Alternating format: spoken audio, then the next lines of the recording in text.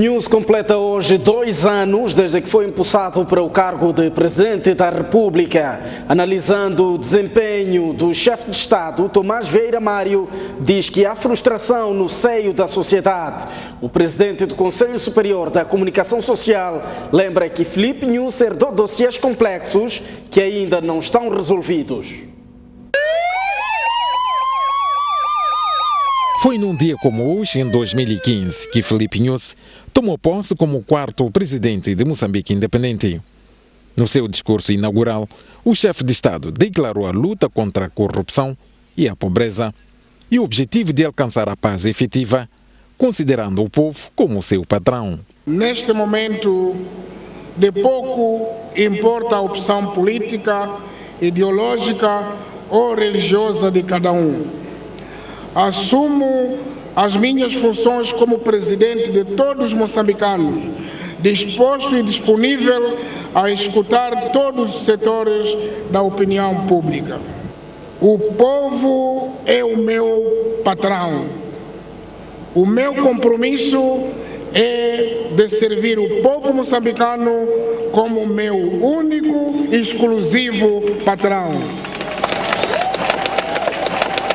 Os moçambicanos estão, obviamente, com algum sentimento de frustração. Analisando os 2 anos de governação de Filipe Nunes, Tomás Vieira Mário diz que as expectativas não foram alcançadas e que a crise político-econômica, deixada por Armando Guebuza, dominaram os primeiros anos do mandato. Bom, eu penso que a avaliação dos 2 anos de mandato do presidente Filipe Nunes é necessariamente e incontornavelmente feita a partir de 3 grandes assuntos da nossa agenda nacional. O primeiro assunto é, obviamente, o conflito político-militar com a Renamo. O segundo assunto é a crise econômica financeira que deriva das chamadas dívidas públicas ocultas. O terceiro fator, e esse me parece que não é sempre bem colocado no debate, é a transição geracional dentro da Frelimo. Estes dossiês todos estão na mesa do presidente Nunes desde que tomou posse. Os moçambicanos estão, obviamente, com algum sentimento de frustração porque tinham uma expectativa de resultados de mudança imediatos, um pouco tendo como marco o discurso inaugural do presidente Nunes, que foi por todos aplaudido. Mas eu creio que o presidente Nunes, quando toma posse, se estava consciente do impacto destes 3 fatores que eu mencionei, não poderia certamente estar consciente da sua dimensão e do esforço que a sua abordagem lhe ia exigir. Porque se soubesse, na minha opinião, totalmente, o quanto o conflito político-militar com a Renamo não foi resolvido em 5 de setembro de 2014, foi apenas uma trégua para as eleições. Se soubesse o conteúdo verdadeiro e as implicações da dívida pública, que mais tarde se revelou, se eu soubesse com certeza como ia gerir a transição no Partido Frelimo, creio que no seu discurso de há 2 anos teria dito: moçambicanos, vão ter paciência, porque eu vou ter 2 anos de gestão de legados do outro mandato. Teria dito isso talvez com outras palavras, e talvez nós tenhamos amainado a expectativa, mas não disse isso. Os dossiês que eu mencionei são complexos. Há um rei francês muito famoso, chamado Luís XIV, que disse o seguinte: depois de mim será o dilúvio, après moi le déluge. Eu penso que o que nós temos após o mandato de Guebuza é o dilúvio. E esse dilúvio tem que ser gerido. Agora, dizer isso justifica a frustração, justifica o que nós queríamos, não vimos? Não totalmente, mas grandemente justifica. As pessoas já vinham, digamos, com saturação, de expectativas frustradas, desde o mandato do presidente Yabusa. Lembremos que o conflito começa em 2012 em Santo Gira. Esse conflito não se resolveu em 14. Como digo, houve uma trégua. Em 2012 era só uma faixa de 100 quilômetros entre Muxungo e Save, onde havia escoltas. Hoje temos escoltas em 7 pontos do país. Quer dizer que o conflito alargou-se mais. E a questão da dívida pública é uma questão enormíssima que bloqueou o apoio financeiro externo ao país. Não há como resolver esse buraco financeiro com milagres internos. Não existe. E repito, tudo isso são dossiês herdados. Agora, obviamente que o chefe do Estado tem o dever de os resolver e com rapidez. Mas é bom que os conheçamos e os repitamos, para que julguemos o mandato de Nussi com justiça. As pessoas, eu acho que esse tempo todo, e colocando a questão da transição interna na Frelimo, as pessoas, e muitos dizem, e eu estou em parte de acordo, que no primeiro mandato, parecia que o presidente Nussi não estava no comando direto e veemente do Estado. Parecia dizer alguém que estava na cadeira de trás. Pode ser este processo de transição interna no partido, de forças que não estão necessariamente unidas em torno dele todas, mas que ele tem que as gerir para a transição ser suave no partido. Tomás Vieira Mário concluiu afirmando que o acordo de tréguas entre o governo e a Renamo é um sinal de punho do presidente da República dentro do partido Frelimo.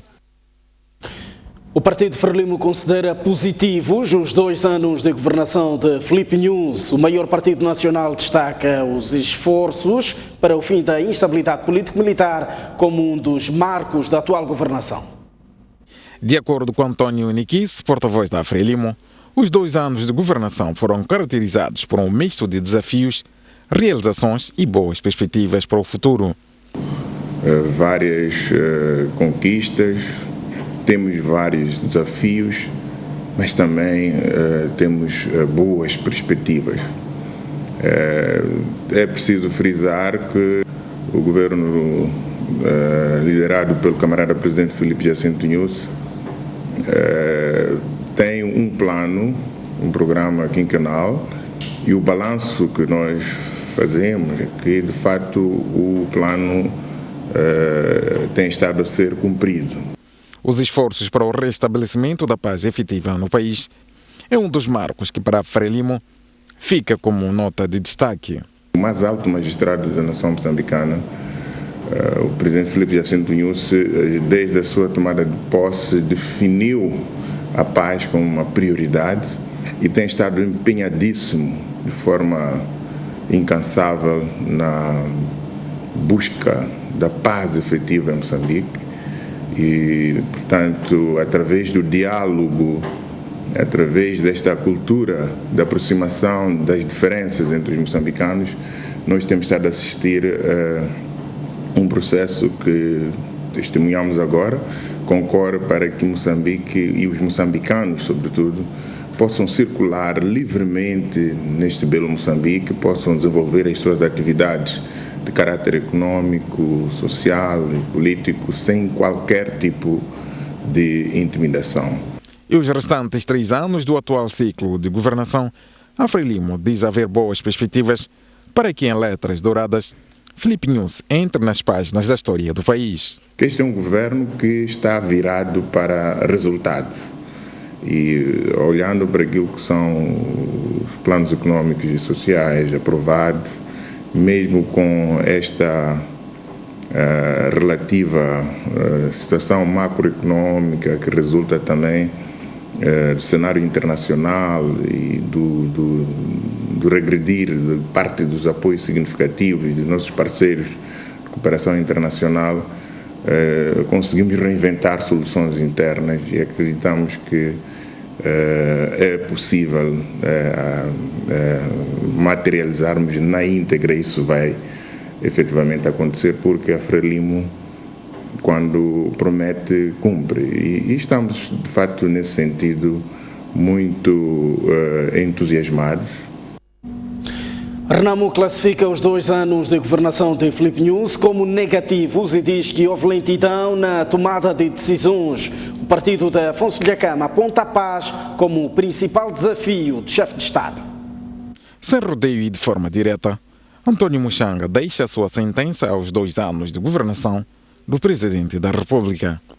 O que eu posso dizer é que ele foi o segundo ano da governação dele foi o pior de toda a governação que eu conheci deste país, desde que se assinou o acordo de paz e se realizaram as primeiras eleições democráticas em Moçambique. O porta-voz da Renamo justifica a sua avaliação. É um governo que demonstra muita lentidão no pensamento e tomada de decisões. É só ver quanto tempo é que se levou para se decidir se a mediação internacional vinha ou não vinha. É só ver quanto tempo se levou para chegar à conclusão de que as reivindicações da Renamo devem ser atendidas porque são legítimas e para chegarmos à cessação das hostilidades. É só ver quanto tempo se leva quando o ministro é exonerado para se nomear outro, como se o país estivesse em crise de quadros. E depois temos esta questão das dívidas ocultas, cujo processo também foi muito mal gerido. As dívidas ocultas foram denunciadas em abril. O governo, para tomar a decisão de que sim, aceita que efetivamente a auditoria internacional levou 5 meses. A Renamo diz agora esperar que Filipe Nunes dê seguimento aos passos que determinaram o acordo de tréguas como forma de alguma melhoria na sua governação. Espero que esta visão que permitiu que se chegasse ao entendimento para que houvesse a cessação das hostilidades seja efetivamente coroada de êxitos, transformando isso numa realidade. Espero que efetivamente coloquem-se os espíritos os mais melhores possíveis para desenharem projetos convincentes para permitir que o país volte a conhecer a normalidade política e espero que efetivamente o relatório da auditoria internacional seja aceito e seja divulgado para o conhecimento de todos nós, para podermos ver quais vai ser o caminho que vamos seguir este ano. Para o chefe da bancada do MDM, Lutero Simango, faltou punho por parte do Presidente da República na condução do diálogo político. Lutero Simango lembra as contradições entre o Presidente da República e o Partido Frelimo. O chefe da bancada do MDM considera que a falta de uma paz efetiva no país é uma das principais manchas da governação de Filipe Nunes. Para Lutero Simango, a interferência partidária deixou o chefe de Estado sem poder para tomar decisões com vista a estabilizar o país. Da forma como o chefe de Estado tem lidado é uma forma muito estranheza, tomando em conta que de vez em quando que ele tenta deslocar uma certa direção, a gente vê os seus companheiros do partido a irem a uma direção contrária. Portanto, há algumas indicações de que não há um entendimento comum no seio do partido que governa o país em como devem tratar esta questão. Simango entende que as tréguas são bem-vindas, mas não são uma garantia de paz efetiva. Trégua, em termos militares, significa passar de uma guerra ativa para uma guerra passiva. E uma guerra passiva é mais perigosa do que guerra ativa. Porque na guerra ativa tu tens o adversário, o inimigo visível. E numa guerra passiva o inimigo não é visível.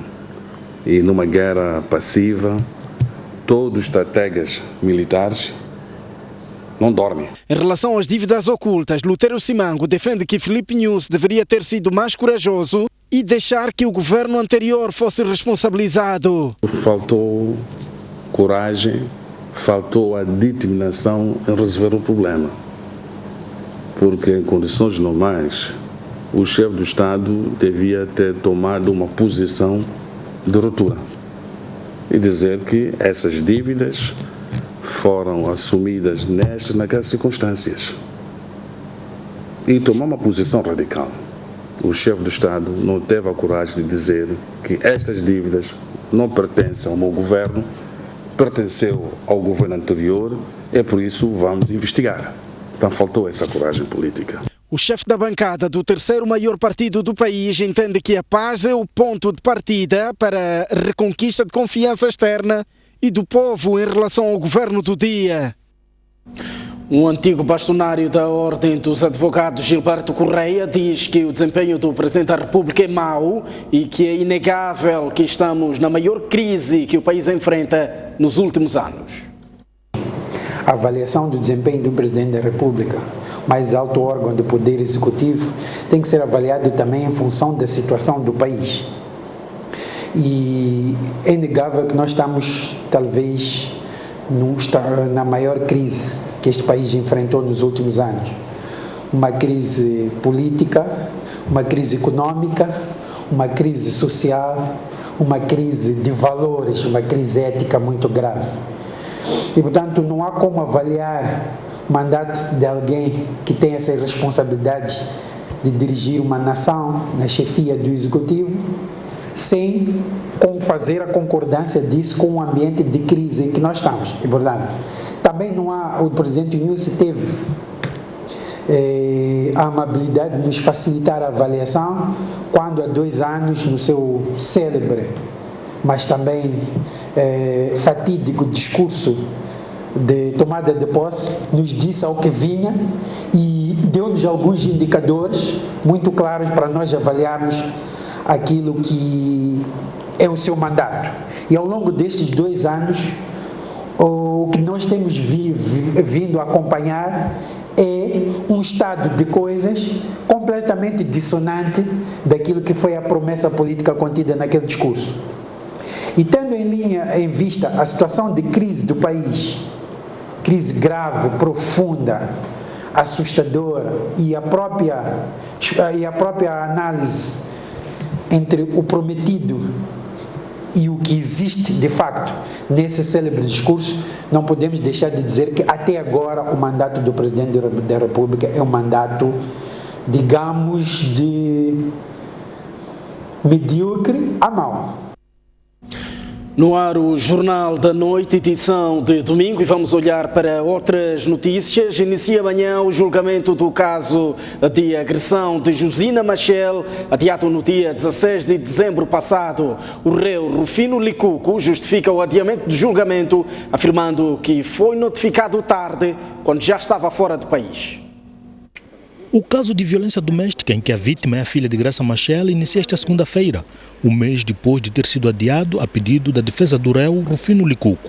Na altura, o assistente de Josina Machel lamentou que o acusado abandonou o país, mesmo tendo conhecimento da data de julgamento. Vamos recordar. Dia 8, tomou conhecimento do indeferimento da juíza, do pedido de adiamento, e viaja dia 13. Pronto. Apresentou uma série de documentos, apresentou o passaporte, apresentou uma série de outros documentos, e a juíza, perante estes documentos, portanto, não tem outra alternativa senão adiar. Gostaríamos de esclarecer. É verdade que Mas a defesa contrapõe, afirmando que só foi notificada do julgamento faltando 2 dias e que o réu já tinha viajado. Não constitui verdade que a defesa foi notificada no dia 8 e que mesmo assim o meu constituinte preferiu viajar. Não constitui a verdade, e nós temos provas disso. Que a defesa foi notificada no dia 14, não no dia 8, como o meu colega deixou transparecer. No mesmo dia 14 que a defesa foi notificada, no fim do dia, a defesa submeteu o pedido de adiamento. A juíza indeferiu o pedido. Chegado dia 16, que já era a data do julgamento, apresentamos todos os comprovativos, né, da viagem do meu constituinte até a África do Sul, e mais tarde adiou-se o julgamento. A advogada nega ainda que esteja a se socorrer de artimanhas legais para arrastar o processo aberto em 2015. Em algum momento, também ainda nas declarações do assistente, né, terá dito que a defesa usa os superfúgios, né, da lei para poder, em algum momento, obstruir o processo. Mas isso não é verdade. A lei é clara. E tudo quanto são aspectos processuais, nós temos que seguir. Estão lá e devem ser usados. No processo de violência doméstica que vai a julgamento a partir desta segunda-feira, Josina Machel acusa seu ex-namorado de a ter agredido em outubro de 2015. Na sequência, a filha de Graça Machel diz que perdeu a visão no olho atingido, por isso pede uma indemnização de cerca de 300 milhões de meticais. Em Manica, parte das famílias já começou a abandonar os centros de acomodação 2 semanas após o anúncio de trégua de 60 dias. A STV visitou o centro de acomodação de Vanduze, um dos 5 abertos naquela província. Os que decidiram ficar nos centros dizem-se inseguros em voltar para as suas zonas de origem. Pelo menos 20 das 133 famílias que estavam neste acampamento já abandonaram o local, umas para suas zonas de origem e outras para locais seguros. Então, desses 133 número de família, reduziu graças ao esforço que a estrutura do bairro evidenciava junto à estrutura do posto, dávamos espaço, estadiões, não é? Então, algumas pessoas já estão a viver aqui no arredor. As famílias que aqui ainda se encontram dizem que 60 dias de trégua não são suficientes para relançar a esperança do fim do conflito armado. Aqui nós temos medo de regressar agora, porque ainda não estamos a conhecer que já acabaram ou ainda não acabou, porque temos medo mesmo de regressar, porque nós, as coisas que nós fugimos lá para regressar agora, temos medo. Pelo menos quando vemos 2, 3 meses, aí à frente, devemos regressar. Paz não podia ser paz de experimentar. Paz é duradoura. 7 dias, 60 dias, não é solução, mas sim se fosse paz definitiva. Dias de vez, acabar com conflitos militares. Enquanto vivem na incerteza sobre a situação de segurança nos seus locais de origem, preferem ficar neste centro de acomodação que, segundo afirmam, não dispõe de água nem comida nos últimos 2 meses. Escalamos o centro de acomodação por volta das 12 horas deste domingo e deparamos com algumas famílias a almoçarem mangas devido à falta de comida. As mangas tiramos nas montanhas aí, no mato. Assim estamos a almoçar. A comida não temos, desde 1 de novembro não temos comida. Assim estamos a comer manga com essas famílias que estão aqui. Matabicharam vocês? Não matabicharam nada, assim estamos a matabichar manga e almoço e a matabicho. Aqui nem comida não tem, nesse mês não tem, as pessoas estão sofrendo aqui sobre a comida. Estamos um bocado falta, desde o mês de novembro até hoje ainda não deram comida, mas estão a prometer, dizer que ainda vamos dar aqui no meio. Para garantir a sua sobrevivência, as famílias estão a recorrer a pequenos biscates, na sua maioria nas machambas, algures no distrito de Vanduze. Mesmo perante o cenário, a administradora do distrito de Vanduze desmente estar a haver falta de comida nos centros de acomodação e diz que as famílias recebem apoio alimentar através do INGC com regularidade.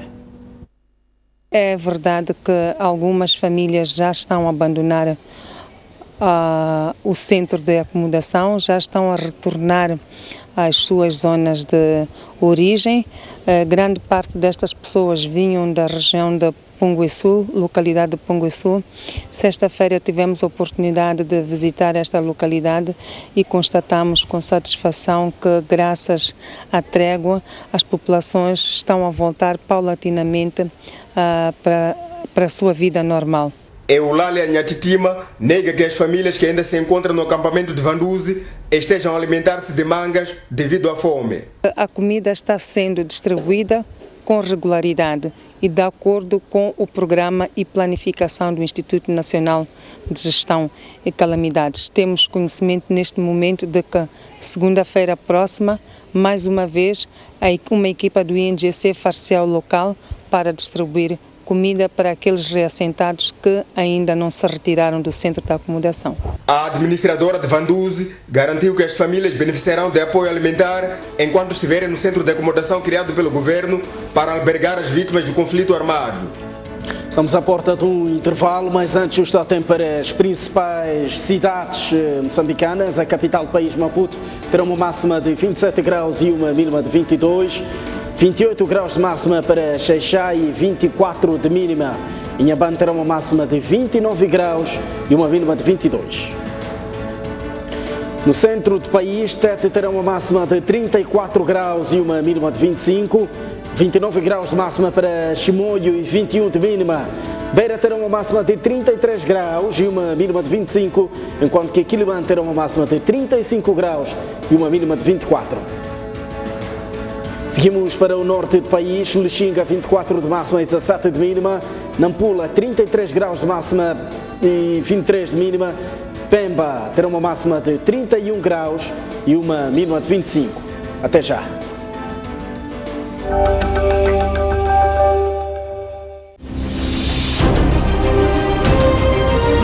Maior parte para novos tempos e novas esperanças.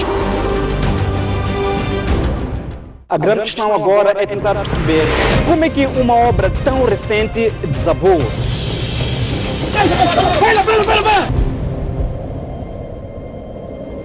Os animais perdem a luta pela sobrevivência. Garanta a subsistência de milhares de pessoas que vivem no bairro de Ulém. Apesar de todos os episódios de insegurança, as embarcações são a única alternativa para todos. Nesse terreno pequeno viviam 5 famílias. Apesar, é sempre bom ter um maior cuidado.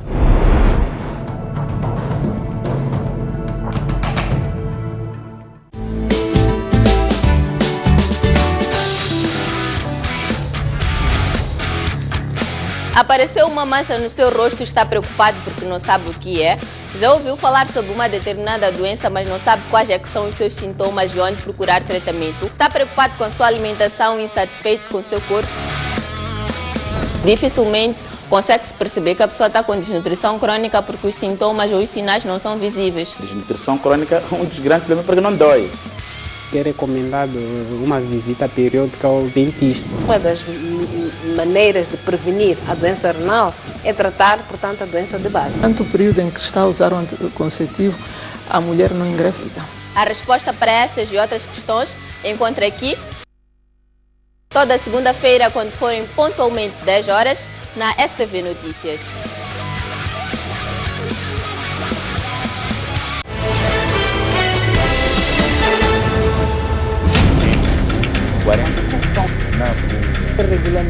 Comece a semana informado sobre os direitos na aquisição de bens e serviços. Hora do consumidor. Qual é a eficiência das autoridades na resposta a cenas de violação dos direitos do consumidor?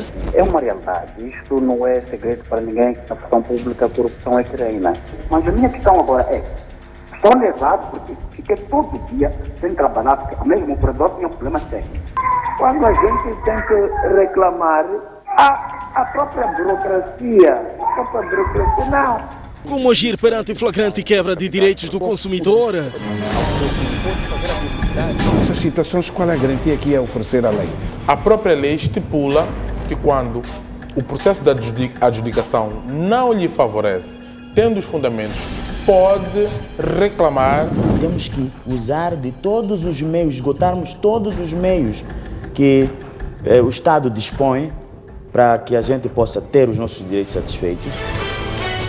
Agora, às segundas-feiras, às 17h30, aqui na STV Notícias.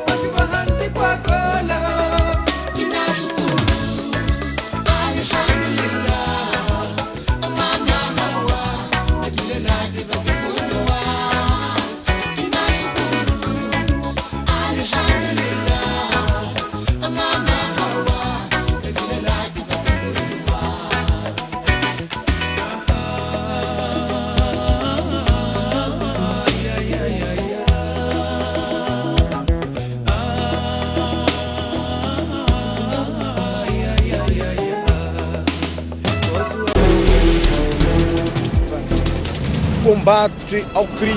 É a palavra de ordem da chegada do líder da RENAM à cidade portuária de Natal. Teve Mango deixou ficar as seguintes considerações. A partir da cidade da Beira e com imagens de Manel Chicava. No interior desta viatura seguiam 4 ocupantes. Bairros periféricos das cidades de Maputo e Matola. A alma do magistrado calou-se precisamente neste local. As notícias do país cabem todas aqui.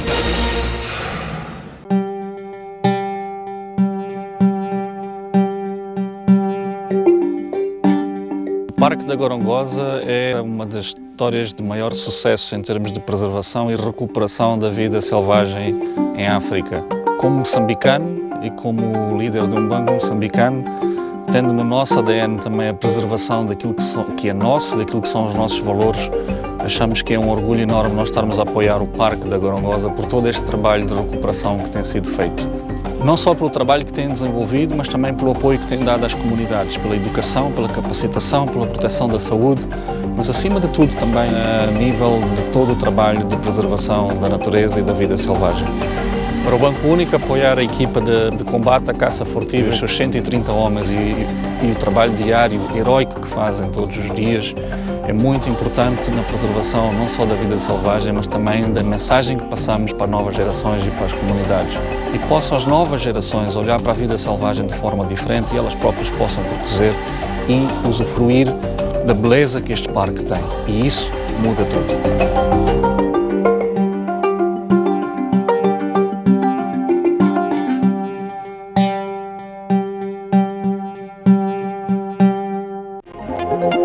Já pode ler o jornal O País quando quiser e onde estiver. Quer saber como? O primeiro passo é ter a aplicação O País. Continua com dúvidas? Uma app é uma ferramenta que permite ter acesso a vários serviços do seu dispositivo móvel de forma integrada. Agora aceda à sua App Store ou a Play Store e faça o download de O País. Dessa forma, poderá aceder a uma versão digital do jornal. Assim, não deixe de acompanhar todas as edições. Muito boa noite, uma vez mais retomamos o jornal. Uma estátua montada entre as avenidas Paulo Samuel Kancomba e Independência está a deixar preocupados os munícipes da cidade de Nampula. Para estes, não foram obedecidas as dimensões recomendadas para o tipo de obra, para além de ser uma figura desconhecida e mal projetada. Os residentes da cidade de Nampula congratulam o município pelo esforço que está a ser desenvolvido para transformar a urbe num local apetecível de se estar. No entanto, estes dizem-se indignados e contestam a estátua montada pela edilidade na quarta-feira. Para os munícipes, não foram obedecidas as dimensões recomendadas para o tipo de obra, para além de ser uma figura anônima. E é visível os trabalhos e os esforços do próprio município em tornar a cidade cada vez mais diferente daquilo que era. Preocupa-me como município. Esta imagem, por exemplo, não consigo perceber o que é que o município quer transmitir. Se o brilho da cidade de Nampula, se calhar se escolhesse uma outra forma de transmitir essa mensagem, se calhar se pusesse a estátua de Paulo Samuel Kancomba, aí estaria transmitindo de alguma informação e estaria também a trazer-nos aquela que é a história. Temos aqui, por exemplo, o Rego Lumpula, temos várias histórias da cidade e província de Nampula. Por que não levar aqueles que fizeram alguma coisa, o Cupula Muno e muitos outros heróis daqui de Nampula, colocar nesses entrocamentos? É uma criação artística, assim como vamos para outros municípios fora do país, encontramos também estátuas desta natureza ou de outra, mas depende de como o conceito foi feito, ou seja, qual é o conceito cultural e o valor que este mesmo monumento representa. Não faz sentido termos ali uma estátua de uma figura anônima. Os munícipes consideram também que a estátua está mal projetada e, na sua opinião, deve ser reorientada para outro local. Eu penso que o escultor foi infeliz, não obedeceu aquilo que são os cânones para a produção de uma estátua. Mas um boneco simples daqueles tinha que estar na praça, tinha que estar, por exemplo, no jardim. O jardim, agora reabilitado, o Jardim Parque Popular, precisa de bonecos, estátuas daquela natureza. Quem é ou o que é esta figura? Que valor cultural, que valor municipal ele representa? A estátua que está a suscitar muitos comentários nas redes sociais foi montada no entroncamento entre as avenidas Paulo Samuel Kankomba e da Independência, mesmo no centro da cidade. Neste domingo, não foi possível ouvir o município sobre o assunto. Um olhar ao mundo, a crise política na Gâmbia domina a 27ª Cimeira África-França, que decorre desde ontem, sábado, no Mali. O presidente francês, François Hollande, apelou ao respeito pelo resultado das eleições. O presidente eleito da Gâmbia, Adam Barrow, apelou aos líderes da África Ocidental, à margem da Cimeira, para ajudarem a pôr fim ao impasse político no seu país. Adam Barrow pede ajuda para terminar com a crise em que a Gâmbia mergulhou a 9 de dezembro, quando o presidente Yahya Jammeh anunciou que não reconhecia os resultados das eleições de 1 de dezembro, que ditaram a vitória do seu opositor Barrow. O presidente eleito da Gâmbia viajou para a capital maliana na noite da última sexta-feira, depois de alguns líderes africanos terem tentado convencer, sem sucesso, Yahya Jammeh a abandonar o poder. Na ocasião, o presidente francês François Hollande apelou para que se respeitassem os resultados das eleições. Nous avons évoqué des situations particulières et une notamment ce qui se passe en Gambie. Il y a eu des élections qui ont été considérées comme crédibles, transparentes, et donc le résultat des élections doit être respecté. Vous avez vu que le président élu a été accueilli à l'occasion de ce sommet, et tout doit être fait pour que le 18 janvier, en tout cas le 19 janvier, il puisse entrer effectivement dans ses fonctions. Et la CEDEAO a voulu se réunir parallèlement à ce sommet pour aboutir également à ce résultat. Líderes de mais de 30 países participam na 27ª Cimeira África-França. Debatem assuntos como o combate ao terrorismo, desafios de governação e o impacto em África da crise de imigrantes e refugiados na Europa. Muitos dos países participantes na Cimeira são antigas colónias de França, que têm liderado intervenções militares no continente, mas marcam também presença os presidentes do Zimbábue, Robert Mugabe, e do Ruanda, Paulo Kagame. Pelo menos 26 pessoas morreram num naufrágio ocorrido no rio Ganges, na Índia. O barco estava com peso acima do normal e as autoridades acreditam que o número de mortos ainda pode subir. Um barco de madeira circulava com peso a mais, com pessoas que voltavam de um festival de papagaios de papel, e virou-se no rio Ganges, perto de Patna, capital do estado de Bihar. O número exato de desaparecidos não pode ser determinado devido à ausência de uma lista de passageiros, mas a polícia diz que o barco transportava pelo menos 40 pessoas.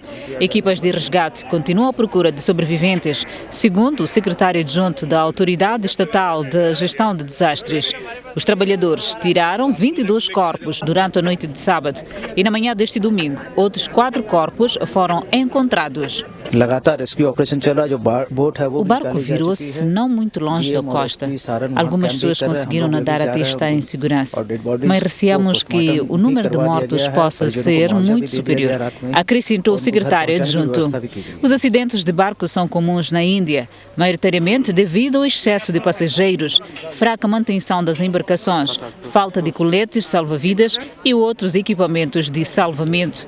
Em setembro de 2015, cerca de 20 pessoas morreram depois de um ferrobote naufragar no rio que alagou devido às chuvas no estado de Assam. Em 2012, mais de 100 pessoas perderam a vida também em Assam, quando um barco afundou no rio Brahmaputra durante uma tempestade. Está tudo visto no Jornal da Noite. Graças pela atenção dispensada. Tenham uma ótima noite. Tenham um bom domingo.